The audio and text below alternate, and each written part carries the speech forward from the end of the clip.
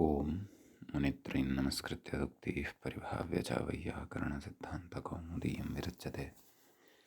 सर्वेभ्यः श्रोतृभ्यः नमः। अस्माभिः गतपाठे यत् पठितं तद् एकवारं स्मरामः।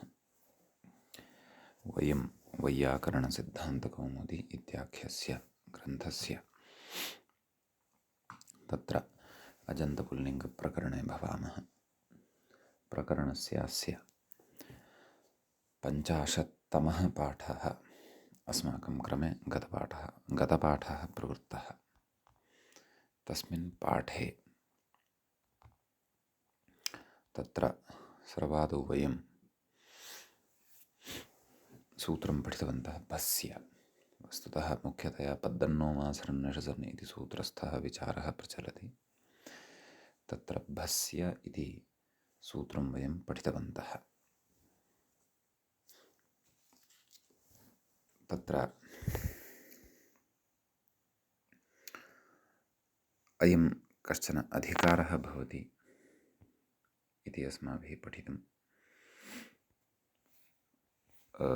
षष्ठाध्यायस्य चतुर्थपादस्य 39-अधिकशततमम् इदं सूत्रं भवति। ततः आरभ्य पादसमाप्तिं यावत् अयमधिकारः याति। ततः यदर्थम् अयम् अधिकारः अत्र आरब्धः वर्तते तत्सम्बद्धं सूत्रं पद्दन्नोमासन्नषसन्योषन्दोषण्यकञ्चकन्नुदन्नासञ्च प्रभृतिषु इत्यत्र यूषशब्दस्य स्थाने यूषन् इति आदेशः यः उक्तः तस्य द्वितीयाविभक्तेः बहुवचने सति षकारोत्तरवर्ती यः अकारः तस्य लोपः कर्तव्यः। तदर्थम् अल्लोपो नः इति सूत्रं पठनीयं। तत्र च भस्य अपेक्षा भवति, अतः अयमधिकारः अत्र आरब्धः। अतः तदनन्तरम् अस्माभिः अल्लोपो नः इति सूत्रं पठितम्। तत्र अङ्गावयवः असर्वनामस्थानयजादिस्वादिपरः यः अन् तस्य अकारस्य लोपः स्यात् इति अल्लोपो नः इत्यस्य सूत्रस्य अर्थः अस्माभिः दृष्टः। तत्र अयमेव सूत्रार्थः उपयुक्तः भवति। यद्यपि प्रकारान्तरेण अपि अस्य सूत्रस्य अर्थाः शक्यन्ते, व्याख्यानम् अस्य सूत्रस्य शक्यन्ते, परन्तु यदि प्रकारान्तरेण उच्येत तर्हि दोषाः तत्र बहवः सम्भवन्ति इति कृत्वा अनया रीत्या एव तत्र सूत्रार्थः वक्तव्यः। तत्र काशिकाकारेण यथा सूत्रार्थः उक्तः तस्य अपि तत्रापि प्रतिपत्तिः प्रकटिता, यत् अन्नन्तस्य भस्य अङ्गस्य अकारस्य लोपः स्यात् इत्येवं रीत्या व्याख्यानं यदि कुर्यामः तर्हि तक्षण इत्यत्र तकारात् परतः विद्यमानस्य अकारस्यापि लोपः भवेत् इति। अथवा भस्य अङ्गस्य अनः अकारस्य लोपः इति यदि कथयामः तर्हि अनसा मनसा इत्यत्र अतिव्याप्तिः स्यात्, नाम अनपेक्षितस्थलेषु अपि प्राप्तिः स्यात्। अतः तथा सूत्रस्य व्याख्यानं कर्तव्यं येन सर्वविधः अपि मर्यादा तत्र शब्दसम्बद्धा स्थिरा भवेत्। तदनन्तरं यूषन् अस् इत्यवस्थायां षकारोत्तरवर्ती यः अकारः तस्य लोपः कृतः। लोपात् परं तत्र षत्वविधायकं सूत्रं, नाम नकारस्य स्थाने णकारः विधेयः इति कृत्वा तत्सूत्रम् अस्माभिः पठितं। तच्च सूत्रं रषाभ्यां नोणः समानपदे इत्येवं पठितं। तत्र रेफषकाराभ्याम् एकपदस्थाभ्यां परस्य अथवा एकपदस्थाभ्यां रेफषकाराभ्यां परस्य नस्य णः स्यात् इति। तत्र एकपदत्वं नाम किम्? इति अस्माभिः पठितं। सूत्रस्य सूक्ष्मतया अर्थः अस्माभिः ज्ञातः। तत्र च एकपदत्वेन अत्र अखण्डपदत्वं विवक्षितं वर्तते इत्यत्र वयं विचारं कुर्वन्तः स्मः। अतः गतपाठस्य अन्ते व्याख्यातुः पङ्क्तयः अपि इत्थम् आसन्। एकत्वं च इह अखण्डत्वं विवक्षितं। समानपदे अर्थात् एकपदे एकत्वं च अखण्डत्वं तत्र विवक्ष्यते। ततः पदे इत्यतावता एव सिद्धे समानग्रहणसामर्थ्यात् इत्युक्तं। नाम अखण्डत्वं कुतः?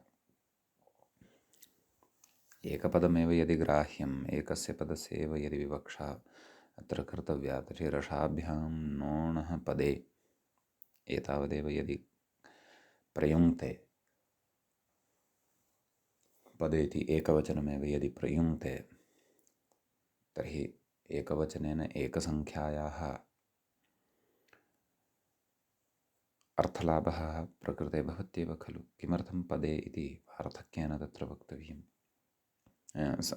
समान इति तत्र किमर्थं योजनीयं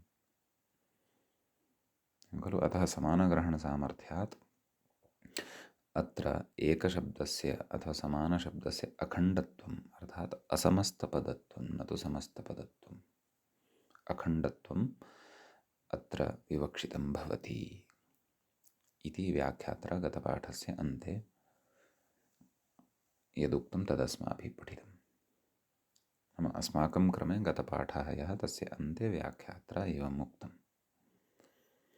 एवञ्च अयं 50तमः पाठः अथवा 50 पाठः अजन्तपुल्लिङ्गप्रकरणस्यास्य अभूत्। अधुना तावत् 51 पाठः अजन्तपुल्लिङ्गप्रकरणस्यास्य तत्र आरभ्यते।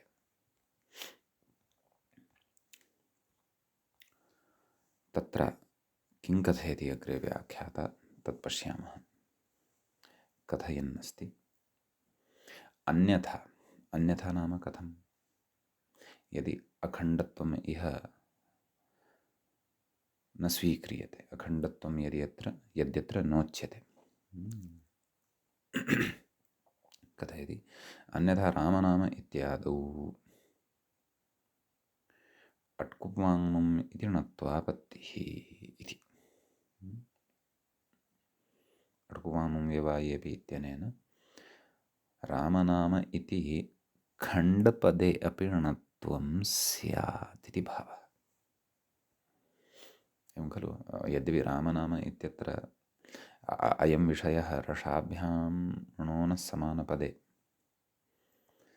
इत्यस्य सूत्रस्य न भवति। अयं विषयस्तु नाम प्राप्तेः शङ्का अपि अत्र अट्कुवाङ्मुं व्यवायेऽपि इत्यनेन कर्तुं शक्यते। परन्तु परोक्षतया साक्षात् रसाभ्यां णोनः समानपदे इत्यस्य अत्र प्राप्तिसम्बन्धः न स्यात्, परन्तु तस्य समग्रस्य अनुवर्तनम् अट्कुवाङ्मुम् इत्यत्र भवति खलु। अतः परोक्षत्वेन सम्बन्धः अस्ति, प्राप्तिसम्बन्धः अथवा प्राप्तिशङ्का सम्बन्धः वा। तत्र उच्यते यदि समानपदे इति नोच्येत अस्मिन् सूत्रे, कस्मिन् सूत्रे? नाम समान इति नोच्येत, तस्मात् एकत्वम् इति अर्थः न स्वीक्रियेत। एकत्वम् इत्यस्य च अखण्डत्वम् इति अर्थः अत्र न स्वीक्रियेत यदि, तर्हि समान इत्यस्य अनुवर्तनम् अट्कुवाङ्मुम् इत्यत्रापि न स्यात्। तत्रापि रसाभ्यां नोणः पदे इत्येतावतः एव भागस्य तत्रापि अनुवर्तनं स्यात् वा न वा? तावत एव भागस्य तत्र अनुवर्तनं यदि स्यात्, तर्हि अट्कुवाङ्मुम् इत्यनेन तत्र समस्तपदे वा असमस्तपदे वा णत्वं कर्तव्यम् इति एतादृशः निर्बन्धः न स्यात्। क्वापि णत्वं तर्हि भवितुम् अर्हेत्, समस्तपदं वा असमस्तपदं वा।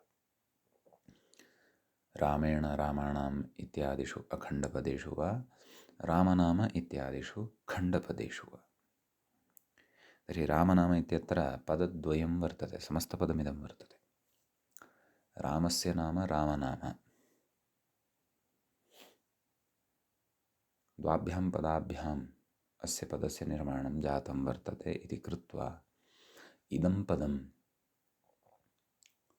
अखण्डपदं वर्तते, क्षन्तव्यः, खण्डपदं वर्तते, अखण्डपदं नास्ति। तत्रापि निमित्तं यद्भवति, नाम कारणं यद्भवति, नकारस्य णकारं कर्तुं, रेफः वा षकारः वा, सः प्रथमे पदे वर्तते राम इत्यत्र रेफरूपेण। नैमित्तिकं यद्वर्तते अथवा निमित्ती यः वर्तते, निमित्तमस्य अस्ति इति निमित्ती, सः कः, नकारः, सः तु उत्तरपदे वर्तते, नाम द्वितीयपदे वर्तते, तच्च पदं नाम, समासः क्रियते रामनाम। तर्हि अयं न अखण्डपदम्, इदं न अखण्डपदम्, इदं तु खण्डपदं भवति। समीचीनम्। अतः अत्र नाम इत्यस्य यः नकारः वर्तते, सः नकारः अपि णत्वं प्राप्नुयात्। यदि अखण्डपदत्वम् एव णत्वार्थमपेक्षितमिति अर्थः समानपदे इत्यत्र समानग्रहणेन न स्वीक्रियेत, समानग्रहणं च यदि न क्रियेत, एवं रीत्या समस्याः स्युः। अनपेक्षितस्थलेषु अपि णत्वं स्यात्। रामनाम इति अनिष्टः प्रयोगः णत्वयुक्तः स्यात्। सोऽयमनिष्टः प्रयोगः न भवेत्, अतः एव तत्र उच्यते एकमेव पदमपेक्षितम्, अखण्डपदमेव अपेक्षितं। यथा रामेण, रामाणां, सर्वाणां स्त्रीलिङ्गे, एवं रीत्या तत्र नैव, स्त्रीलिङ्गेपि सर्वासाम् इत्येव भवति, सर्वाणां न भवति क्वापि। अस्तु, एवं रीत्या तत्र अस्माभिः भवति प्रवर्तनीयम्। नाम अत्र समानग्रहणं कर्तव्यमेव, तेन अखण्डपदत्वम् इत्येव अर्थः अस्माभिः अत्र ग्राह्यः, तदेव इति अभिप्रायः अस्ति अस्याः पङ्क्तेः। कस्याः? अन्यथा रामनाम इत्यादौ अट्कुवाङ् इति णत्वापत्तिः, तेन णत्वस्य आपत्तिः अर्थात् प्राप्तिः भवेत् इति भावः। कथयति? एतस्यैव समानशब्दस्य, समानपदशब्दस्य तत्राप्यनुवृत्तेः, नाम अस्य एव समानशब्दस्य तत्रापि अनुवर्तनं भवति इति।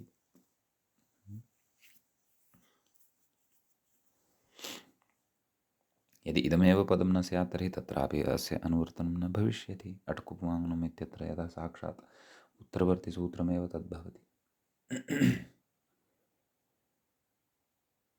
एवं किल? अग्रे कथयति, मातृभोगीण इत्यत्र णत्वं तु तद्धिताधिकारे वक्ष्यते। एतां पङ्क्तिं पूर्वमपि उक्तवान्। क्व? अट्कुवाङ्नं व्यवायेपि इत्यत्रापि उक्तवान्, भवन्तः स्मरेयुः, अथवा इतः पूर्वं क्वचित् उक्तं। मातृभोगीण, अत्र पदद्वयं वर्तते, मातृ इति भोगी इति। वस्तुतः मातृ इति भोग इति, मातृभोग इति शब्दात् अत्र खप्रत्ययः क्रियते। आत्मन् विश्वजनभोगोत्तरपदात् खः। यद्यपि अट्कुवाङ्नम् इत्यत्र तु मया उक्तं तद्धिताधिकारे एव द्रक्ष्यामः, सद्यः ईषद् वदामि, अत्र किञ्चित् वदामि। कश्चन यतोहि णत्वविषये काचित् कल्पना इदानीम् अस्माकम् आगता वर्तते इति कृत्वा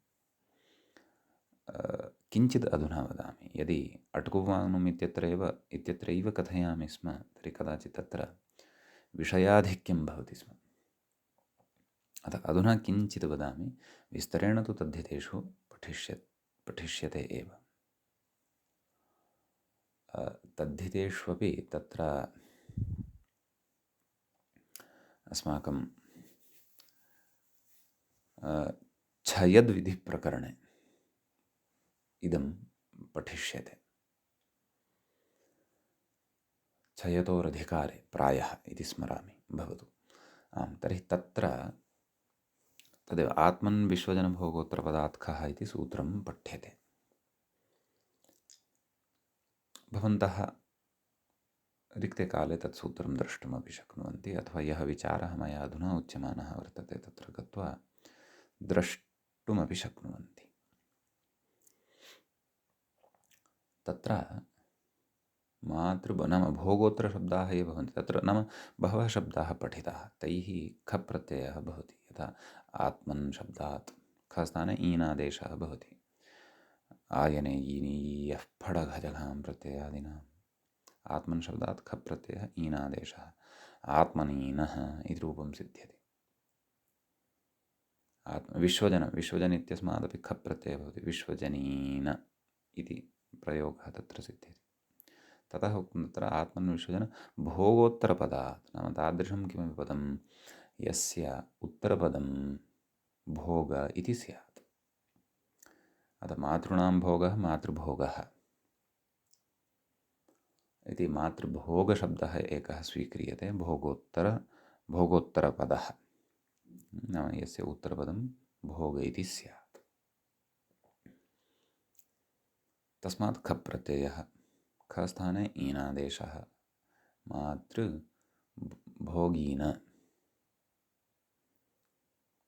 वयं जानीमः खप्रत्ययस्य ईनादेशानन्तरम् अत्र नकारः लब्धः।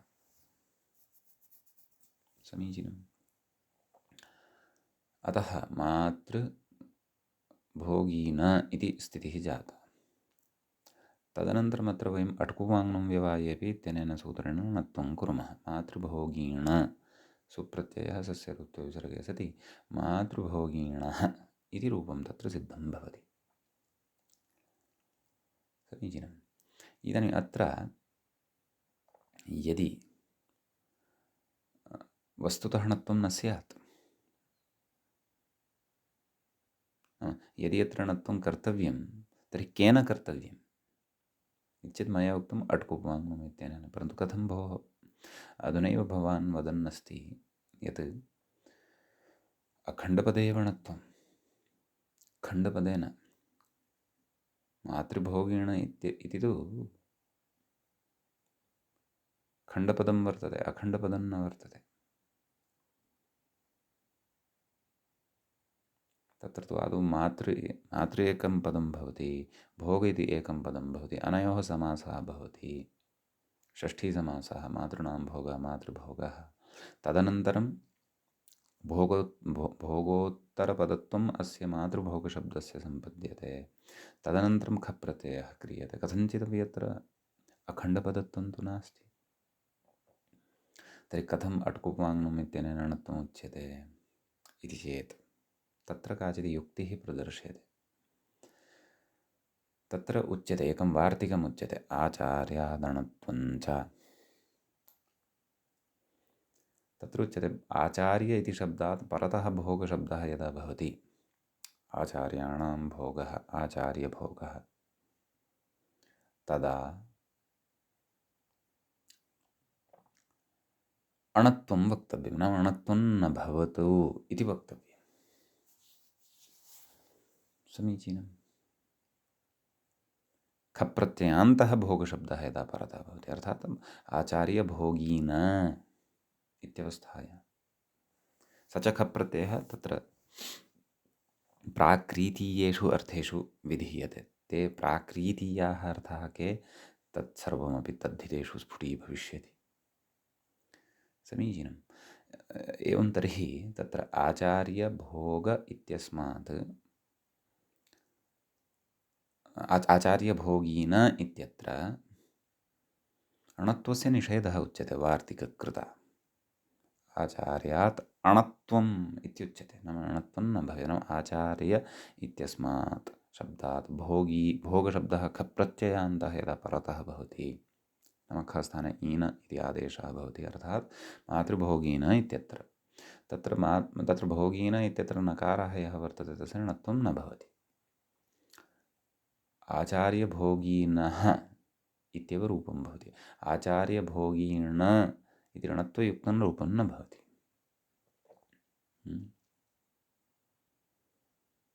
तर्हि तत्र उच्यते यत् भोः पृच्छते तत्र, भोः अत्र णत्वं केन? भवान् निषेधं कुर्वन्नस्ति, परन्तु एतत् सूचयतु णत्वं केन? अट्कुपाङ्गुम् इत्यनेन तु कर्तुं न शक्यते। कुतः? समानपदत्वं नास्ति, अखण्डपदत्वं नास्ति, यथा रामेण रामाणाम् इत्यादि। अत्र तु इदं तु समस्तपदं वर्तते, अर्थात् अखण्डपदत्वम् अस्य वर्तते। तर्हि प्रकृते अणत्वं केन इति चेत् न केनापि। यदि न केनापि तर्हि निषेधः कुतः आरब्धः? वृथा एव वा? यदि णत्वस्य प्राप्तिरेव नास्ति तर्हि निषेधः कुतः आरब्धः? तत्र समाधीयते। किं सत्यं भोः, अङ्गीकुर्मः णत्वस्य प्राप्तिः नास्ति, अतः निषेधः आरब्धः, व्यर्थः स्यात् इति चेत् व्यर्थः नास्ति। तद् ऋषिवचनं वर्तते, वार्तिकं तत्। णत्वे अप्राप्तेऽपि णत्वनिषेधः आरब्धः। एषः आरब्धः णत्वनिषेधः अत्र किमपि ज्ञापयति। वृथा ऋषयः कार्यं न कुर्वन्ति। किं ज्ञापयति? इदं ज्ञापयति यत् सत्यपि खण्डपदत्वे, अवधानेन श्रोतव्यं, सत्यपि खण्डपदत्वे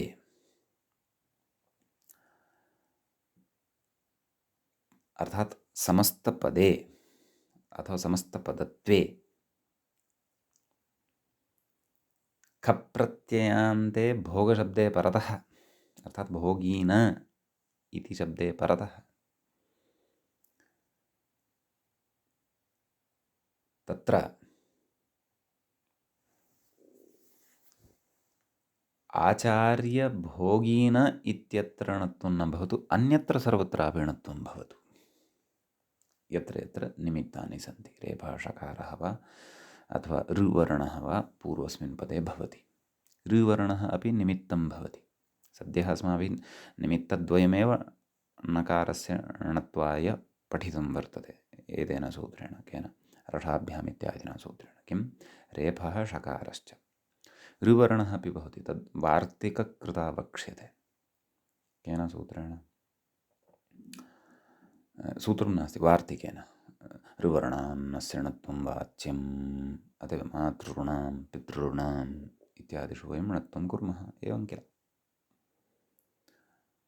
अतः तत्र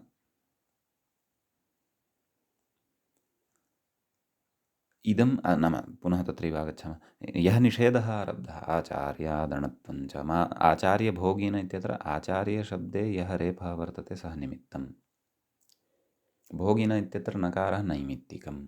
तत्र अप्राप्तेऽपि णत्वे निषेधः आरभ्यते, नाम किं तेन? व्यर्थः खलु सः निषेधः इति चेत् व्यर्थः नास्ति। व्यर्थः सन् सः निषेधः किमपि ज्ञापयति, तत्र किमपि ज्ञापयितुं सः निषेधः आरब्धः वर्तते। किं ज्ञापयितुं? यत् प्रकृते खण्डपदत्वे सत्यपि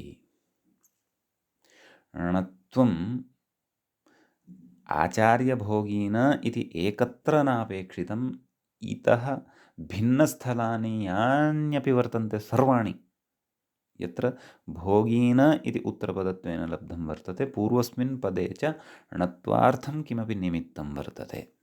यथा मातृभोगीन तत्र सर्वत्रापि णत्वं भवतु। पितृभोगीण इति वा स्वीकुर्वन्तु,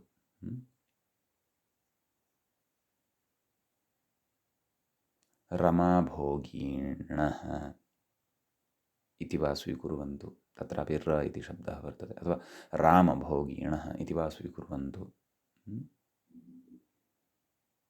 पुष्करभोगीणः इति वा स्वीकुर्वन्तु। नाम अहं स्वयमेव कल्पयन् अस्मि एतान् शब्दान्, तादृश नाम सर्वत्रापि, परन्तु आचार्यभोगीन इत्यत्र यदि वर्तते तत्र णत्वं न। तर्हि अयं निषेधः एव ज्ञापयति यत् मातृभोगीण इत्यादौ खण्डपदत्वे अपि अट्कुवाङ्नुम् इत्यस्य प्रवृत्तिः भवति, परन्तु सार्वत्रिकः अयं न सिद्धान्तः, केवल भोगोत्तरपदविषयकः अयं सिद्धान्तः। समीचीनम्। अस्तु, यद्यपि एतावत् व्याख्यात्रा नोक्तं, परन्तु णत्वबीजानि, यतः णत्वं महत्प्रकरणं वर्तते, एतानि तु सद्यः एतत्तु द्वितीयमेव सूत्रम् अस्माभिः पठितं। तस्मिन् प्रकरणे प्रायशः प्रसङ्गवशात् णत्वविधायकम् अथवा णत्वसम्बद्धं सूत्रम् अस्माभिः अग्रे अग्रे पठिष्यते। महत्प्रकरणं वर्तते। अष्टमाध्याये भवन्तः रसाभ्याम् इत्यतः आरभन्ते चेत् तत्र सूत्राणि वर्तन्ते, कदाचित् तेषां पारायणं कर्तव्यम्। वस्तुतः अष्टाध्याय्यास्तु भवन्तः कुर्वन्तः स्युरेव पारायणं, तथापि अतः इतः आरभ्य एव किञ्चित् अधुना आरभ्य एव णत्वस्य बीजानि उक्तानि स्युः अस्मन् मनस्सु। अग्रे गत्वा णत्ववृक्षः यदा सुदृढः भविष्यति तदा तस्य पल्लवने फलने च क्लेशो न भविष्यति, विलम्बश्चापि न भविष्यति। एवमेव समग्राः अपि विद्याः खलु पठनीयाः भवन्ति, किञ्चित् तत्र प्रविश्य बुद्धिं कृत्वा चिन्तनानि च विधाय। अस्तु, तर्हि अयं विशेषः तदेव मया उक्तं छयद्विधिप्रकरणे, तत्रापि आत्मन् विश्वजनभोगोत्तरपदार्थः इति सूत्रपठनवेलायाम् अस्माभिः विस्तरेण पठिष्यते। तत्र पौर्वापर्यसम्बन्धः सर्वोऽपि भवति, कस्मिन् अर्थे कः प्रत्ययः क्रियते इत्यादि सर्वं वयं सूक्ष्मतया ज्ञास्यामः। अधुनापि यदि अवधानेन श्रुतं स्यात् तर्हि विषयः स्फुटतां गतः स्यात्। भवतु। तर्हि किमुक्तं, मातृभोगिणः इत्यत्र णत्वं तु तद्धिताधिकारे वक्ष्यते। भवतु। अग्रे कथयति यूषण इति।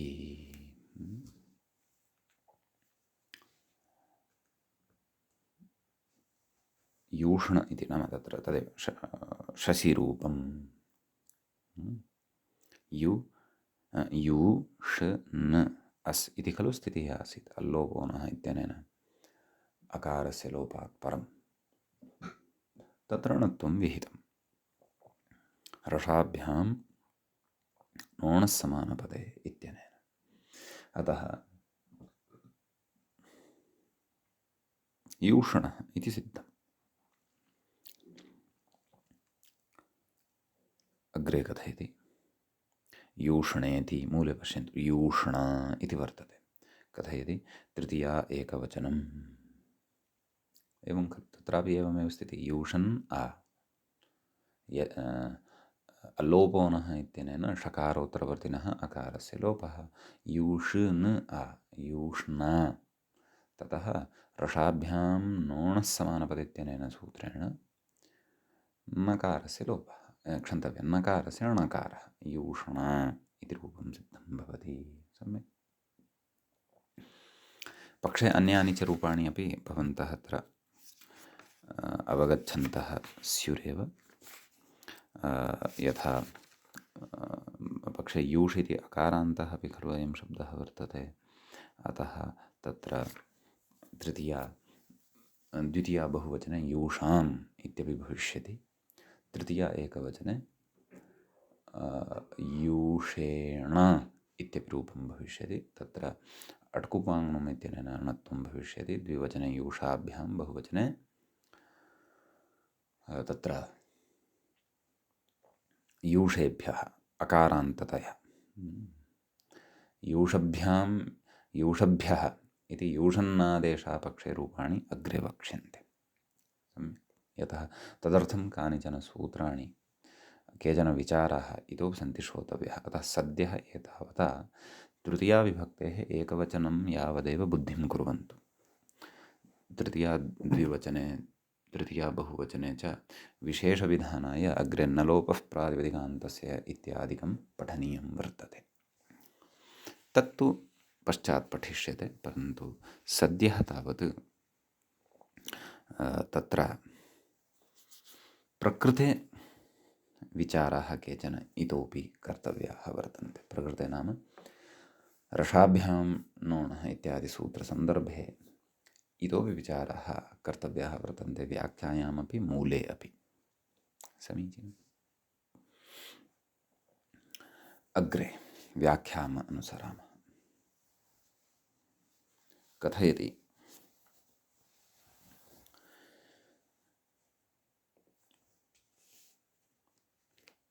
न च अल्लोपस्य स्थानिवद्भावात् नकारस्य षात्परत्वं नेति शङ्क्यम् इति। एवं खलु अस्माभिः तत्र अकारस्य लोपः नाम यूषन् अस् इत्यवस्थायाम् अथवा यूषन् आ इत्यवस्थायां यः लोपितः सः नाम यस्य लोपः कृतः सः कः? अकारः। तस्य स्थाने कः आदेशः जातः? लोप इति आदेशः जातः। एवं खलु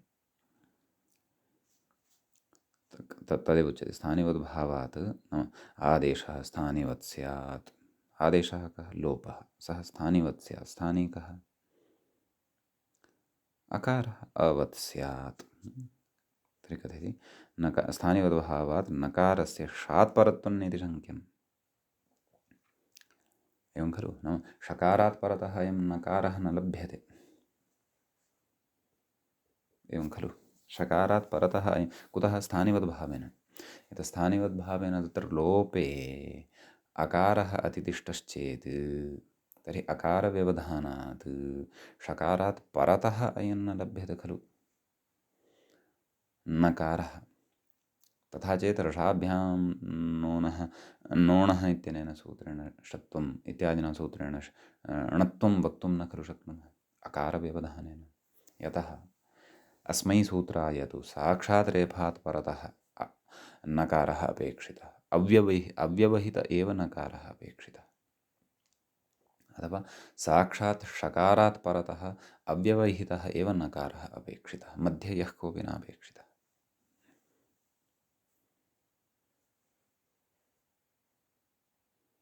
एवं खलु।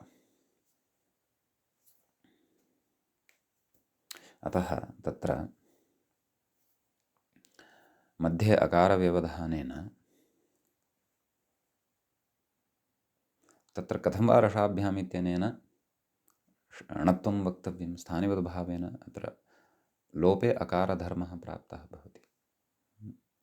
परन्तु तत्र उच्यते अत्र भोः यद्यपि न ततः पूर्वं कथयामि, यद्यपि अकारव्यवधाने अपि उपायः अस्ति। तर्हि रसाभ्याम् इत्यनेन सूत्रेण अत्र णत्वं न, अपि तु अट्कुवाङ्नुं व्यवायेपि इत्यनेन णत्वं वक्तव्यं भवेत् अकारव्यवधानेन, अकारव्यवधानद्वारा।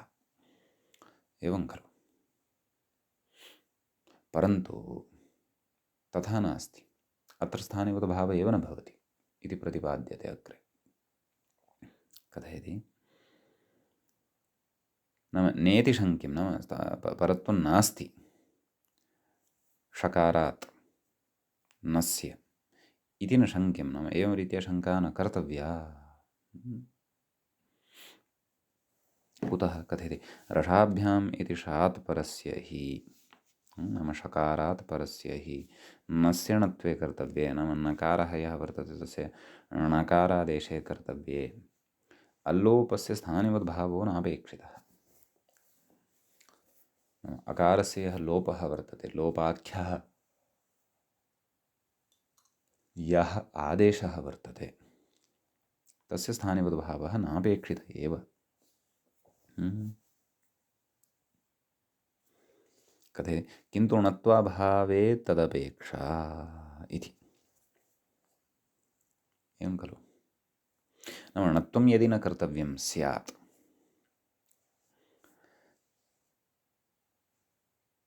णत्वस्य अभावः यदि अपेक्षितः स्यात्, तदा तस्य अपेक्षा वर्तते। कस्य? स्थानिवद्भावस्य। तर्हि भवन्तः चिन्तयेयुः, किं भोः एतत् अपेक्षानुगुणम् अनपेक्षानुगुणं तथा भवति वा इति चेत् सत्यं। तद्विषये अस्माभिः पूर्वं पठितं स्थानिवत् विचारे, स्थानिवत् सूत्र प्रपञ्चनवेलायां पठितं। तत् कथं तत् स्मारयन् अस्ति। तदेव कथयति णत्वाभावश्च अशास्त्रीयत्वात् नातिदेश्यः। णत्वस्य अभावः यः अस्ति अत्र सः अशास्त्रीयः वर्तते, शास्त्रीयो नास्ति। यतः लक्ष्यं यूष्णः इत्येव अपेक्षितं वर्तते, यूष्णा इति वा अपेक्षितं वर्तते। णत्वाभावरहितं लक्ष्यं नापेक्षितं वर्तते। अपि च णत्वस्य यः अभावः प्रकृते वर्तते सः अशास्त्रीयः वर्तते, सः शास्त्रेण न विहितः वर्तते णत्वस्य अभावः। एवं खलु। अतः अशास्त्रीयत्वात् न अतिदेश्यः, नाम अशास्त्रीयत्वात् तत्र णत्वाभावस्य अतिदेशः न कर्तव्यः। कुतः? कथयति स्थानिनि सति यत् कार्यं भवति तदेव हि स्थानिवत् सूत्रेण अतिदिश्यते। एवं खलु। नाम स्थाने यदा भवति तस्मिन् स्थानिनि सति यत् कार्यं भवति, प्रकृतिस्थाने कः आदेशः, कः लोपः, तर्हि तस्मिन् स्थानिनि सति यत् कार्यं भवति तदेव हि स्थानिवत् सूत्रेण अतिदिश्यते। अत्र अतीव सूक्ष्मा बुद्धिः कर्तव्या। स्थानिनि सति अत्र किं स्यात्? णत्वाभावः स्यात्। एवं खलु। स्थानिनि सति णत्वस्य अभावः स्यात् यदि अकारः तत्र स्यात्। यथा तस्य व्यवधानेन णत्वस्य अभावः तत्र स्यात्। णत्वस्य च अभावः शास्त्रेण नोच्यते वा न वा? तदेव कथयति स्थाने सति यत् कार्यं भवति तदेव हि स्थानिवत् सूत्रेण अतिदिश्यते। अग्रे कथयति स्थानिनि सति यन्न भवति,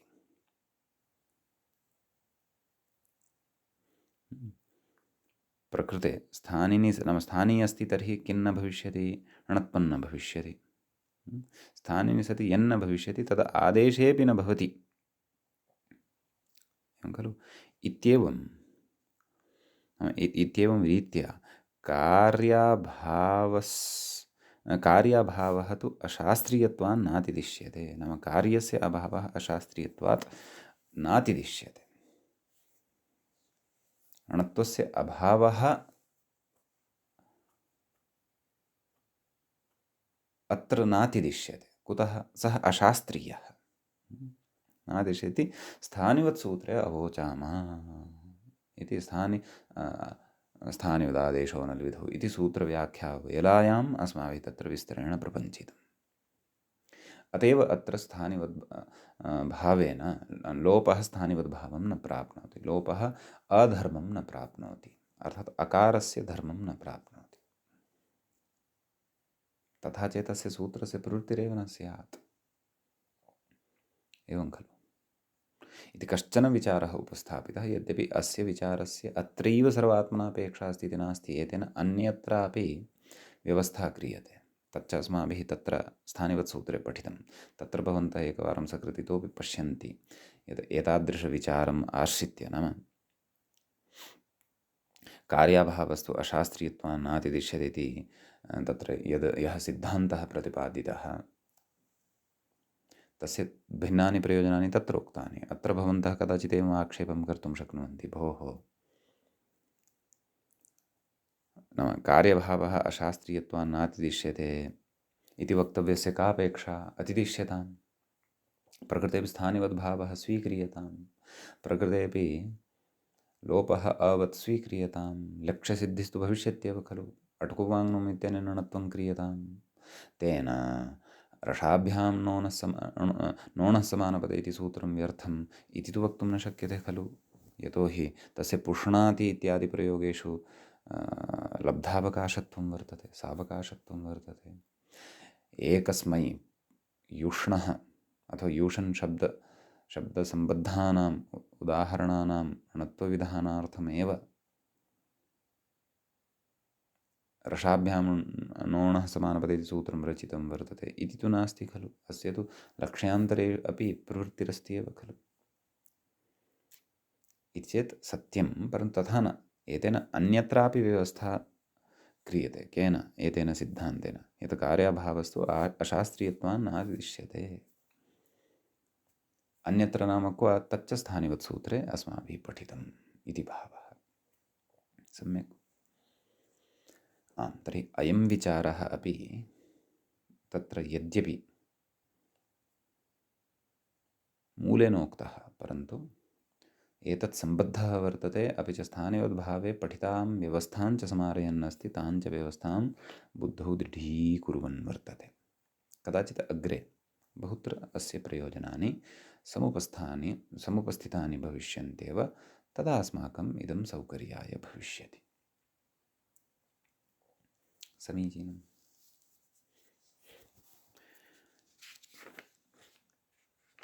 एतावदुक्त्वा अग्रे इदानीं विचारः कश्चन उपस्थाप्यते।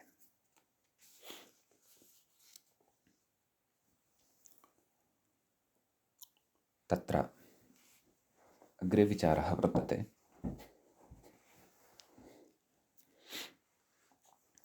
मूले काचित् पङ्क्तिः वर्तते, तस्याः पङ्क्तेः स्पष्टीकरणाय काचित् अवतरणिका बध्यमाना वर्तते ग्रन्थकारेण, व्याख्यात्रा। कथयति, यद्यपि अचः परस्मिन् पूर्वविधौ इत्यत्र अशास्त्रीयः कार्याभावः अपि अतिदिश्यते इत्यभ्यधायि। तदनन्तरम् अस्माभिः तत्र अयमपि सिद्धान्तः पठितः, नाम अचः परस्मिन् पूर्वविधौ इत्यत्र अशास्त्रीयः कार्याभावः अपि अतिदिश्यते। तत्रापि केषाञ्चन लक्ष्याणां सिद्धिरपेक्षिता भवति। इत्यभ्यधायि नाम इति अभिधानम् अथवा इति प्रतिपादनं तत्र कृतं। कथयति, तथापि नेह तस्य सूत्रस्य प्रवृत्तिरस्ति। नाम अत्र तु अचः परस्मिन् पूर्वविधौ इत्यस्य सूत्रस्य प्रवृत्तिरेव नास्ति। एतावता यः विचारः गतसूत्रे विचारितः खलु, वा न वा? तत्र अस्माभिः इदं तु न चिन्तितमेव यत् स्थानिवद्भावः शङ्क्यमानः अस्ति चेत् केन सूत्रेण? आदेशः स्थानिवदादेशो नल्विधौ इत्यनेन वा? न शक्यते खलु। कुतः? आदेशः स्थानिवत् स्यात्, न तु स्थान्यराश्रयविधौ, न तु स्थान्यराश्रयविधौ। नाम अल्विधावेव तत्र अनल्विधावेव स्थानिवद्भावः भवति। अल्विधौ तु स्थानिवद्भावः न भवति। अकारस्य लोपविधिः अल्विधिः वर्तते, अतः तत्र तु स्थानिवद्भावः न भवति खलु। तर्हि केन स्थानिवद्भावः तत्र शङ्कितः इति चेत् अचः परस्मिन् पूर्वविधौ इत्यनेन। कथं भो, कथं शङ्कितः, कः सूत्रार्थः इति चेत् आदेशः स्थानिवत् स्यात् पूर्वत्वेन दृष्टस्य विधौ कर्तव्ये। नैव, कथं तत्र सूत्रार्थः? परनिमित्तः अजादेशः, परं निमित्तीकृत्य अचः स्थाने जातः आदेशः पूर्वत्वेन दृष्टस्य विधौ कर्तव्ये, एवं खलु। तर्हि अत्र कः आदेशः? लोपादेशः। केन कृतः? अल्लोपो नः इत्यनेन कृतः। सः परनिमित्तः अस्ति वा? अस्ति। किं तत्र परतः निमित्तत्वम् इति चेत् यजादिस्वादिपरकत्वम् अपेक्षितं, तदा एव तस्य अकारस्य लोपः भवति। स च अस्ति कः? शस्, अस्, शसः अस् अवशिष्यते। एवं खलु। तर्हि परनिमित्तः अजादेशः स्थानिवत् स्यात्। अस्तु, एतावदागच्छतु। स्थानिवत् स्यात् अर्थात् अवत् स्यात्, परन्तु एतावदेव नास्ति। तत्र पूर्वत्वेन दृष्टस्य विधुः कर्तव्ये। अत्र तस्मात् स्थानिभूतात् अचः पूर्वत्वेन कश्चन विधिः भवता क्रियमाणः अस्ति वा? यथा शुद्ध्युपासे इत्यत्र इत्यादिषु तत्र द्वित्वादिविधिः क्रियते स्म, अथवा वव्रश्च इत्यादिषु।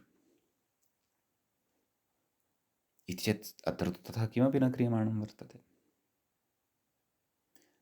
यूषन्, यूष न अ इत्यस्य लोपः क्रियते। सः तत्र लोपादेशः स्थानिवत् भवेत्, परन्तु तदर्थं तस्मात् स्थानिभूतात् अचः पूर्वत्वेन अपि कश्चन विधिः, नाम तस्मात् पूर्वमपि तत्र पदे कश्चन विधिः खलु क्रियमाणः वर्तते। तस्मात् पूर्वं कः वर्तते? षकारः, अथवा तस्मादपि पूर्वं यकारोत्तरवर्ती ऊकारः, यकारः।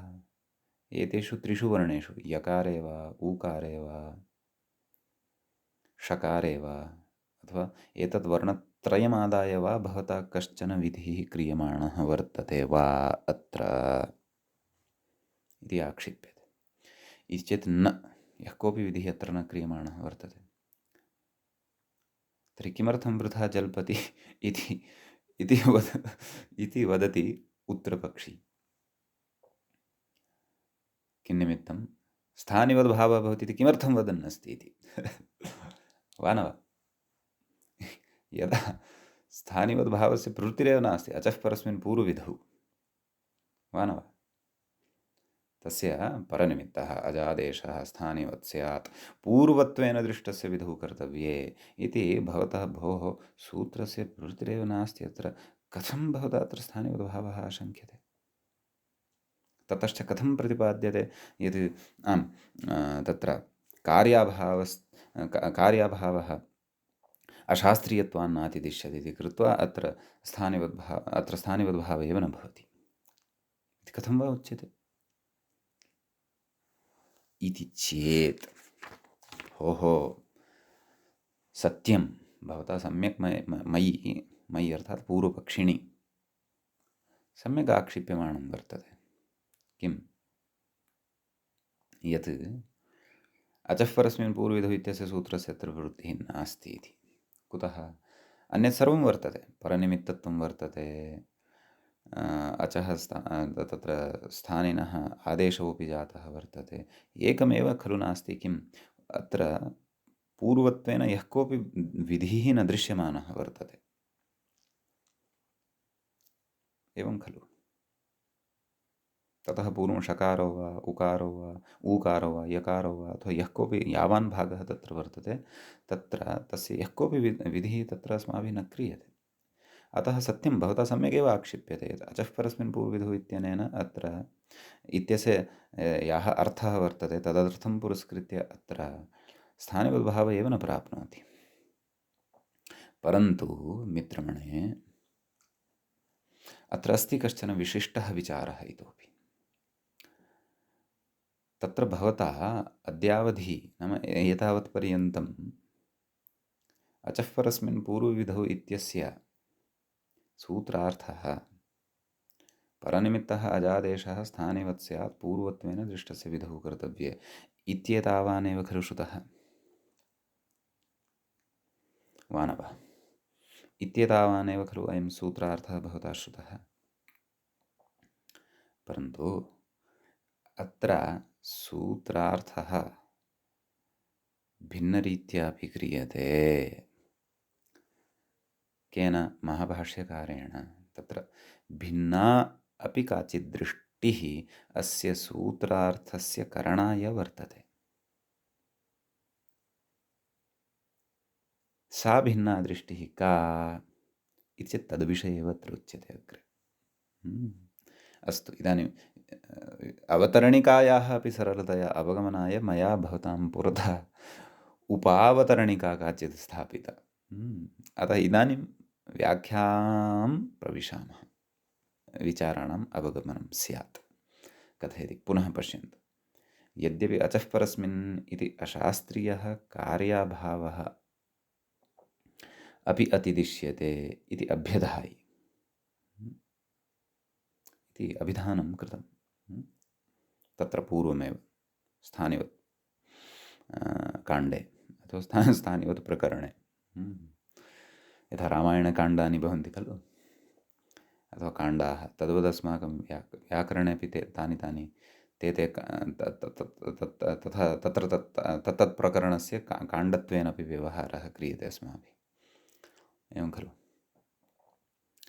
असिद्धवत् काण्डं तदेव पूर्वत्र असिद्धम् इत्यस्य क्षेत्रमस्ति खलु, असिद्धवत् काण्डम् अथवा पूर्वत्र असिद्धकाण्डम् इति वा कथयामः।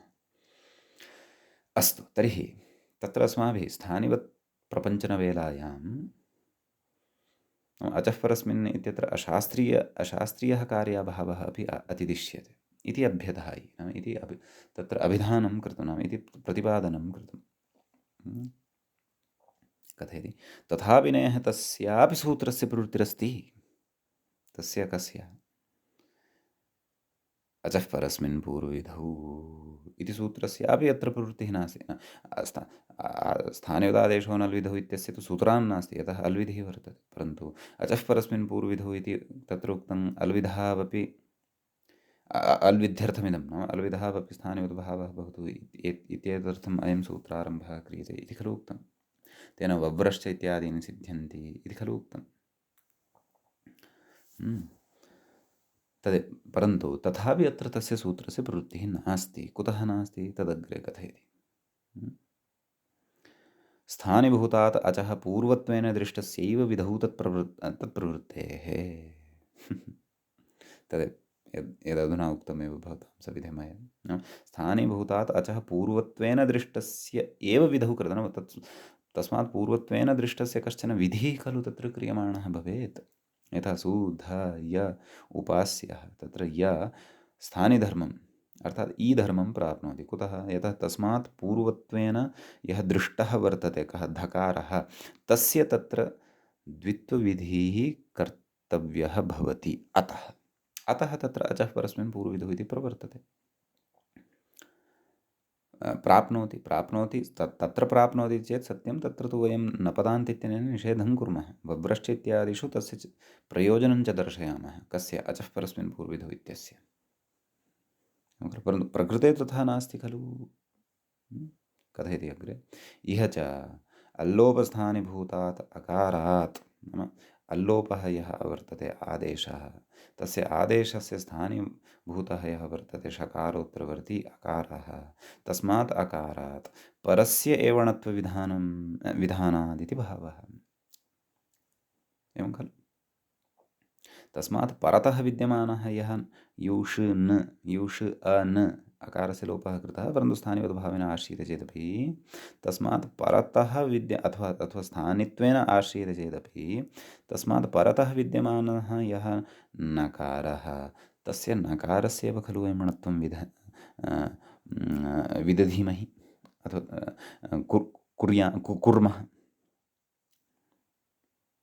विधेम।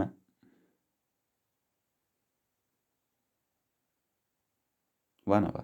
ततः पूर्वं यः वर्तते षकारः, स्थानिभूतात् अचः पूर्वं यः षकारः, तस्य कोऽपि विधिः क्रियते वा? यः कोऽपि विधिः न क्रियते।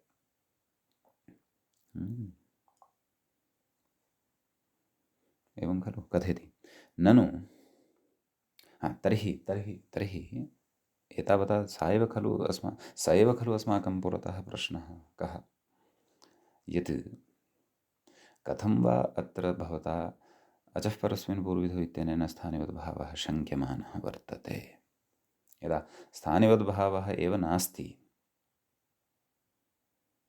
तर्हि तत्र नाम कार्याभावे नाम अशास्त्रीयकार्याभावे सति अतिदेशो न भवति इति उक्त्वा नाम स्थानिवद्भावे एव अत्र न भवति इति एतावत् सर्वं व्याख्यानं कृत्वा किं प्रयोजनम्? एवं खलु। तर्हि तत्र उच्यते, कथयति, ननु इत्यतः अवधानं कुर्वन्तु। अचः परस्मिन्, ननु अचः परस्मिन् इति सूत्रे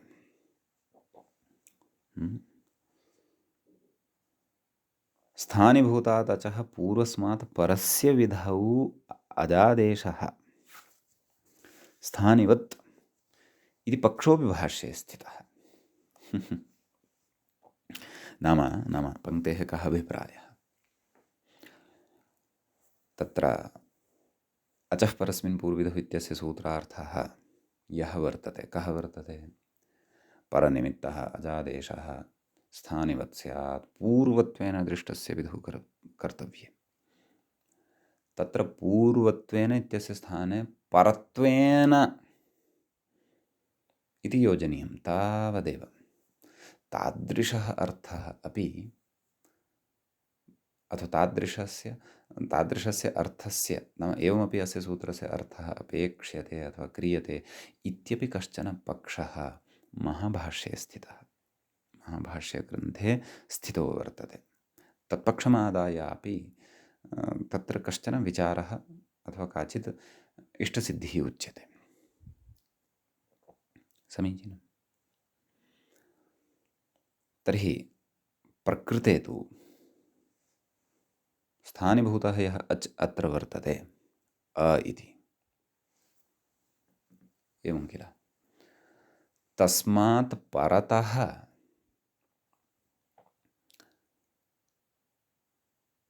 विधिः क्रियमाणः वर्तते खलु। परतः दृष्टस्य विधिः क्रियमाणः वर्तते खलु। कः सः? अणत्वविधिः। परतः कः वर्तते? नकारः। यु ष अ न, तस्य स्थाने कः विधिः क्रियमाणः वर्तते? णकारः। अणत्वविधिः, एवं खलु। कथयति अग्रे, एवञ्च अत्र लोपादेशस्थानिभूतात् अकारात् पूर्वः यः षकारः तस्मात् परस्य नकारस्य णत्वविधौ, एवं खलु। नाम तदेव लोपादेशस्थानिभूतात् अकारात्, नाम तत्र लोपादेशस्य स्थानीभूतः, आदेशः कः? लोपः, तस्य स्थानी कः? अकारः। स्थानिभूतात् अकारात् पूर्वः यः षकारः, तस्मात् पूर्वं षकारः वर्तते खलु। तस्मात् परस्य नकारस्य णत्वविधौ, एवं खलु। नाम नकारस्य णत्वविधौ सति लोपस्य स्थानिवद्भावे सति केन? अचः परस्मिन् पूर्वविधौ। यतः पूर्वमुक्तं वर्तते किम्? अशास्त्रीयः कार्याभावः अपि क्वचित् अतिदिश्यते, नैव अचः परस्मिन् पूर्वविधौ इत्यत्र अतिदिश्यते इति पूर्वं प्रतिपादितमस्ति अस्माभिः स्थानिवत्काण्डे, स्थानिवद्भावकाण्डे। अस्तु, तर्हि उच्यते स्थानिवद्भावे सति अकारेण व्यवधानात्। तर्हि अचः परस्मिन् पूर्वविधौ इत्यनेन अत्र स्थानिवद्भावः भवत्येव, अकारेण व्यवधानं भवति। कथयति? अकारेण व्यवधानात् षात् परत्वाभावात्, नाम षकारात् परत्वं न भवति अस्य। कस्य?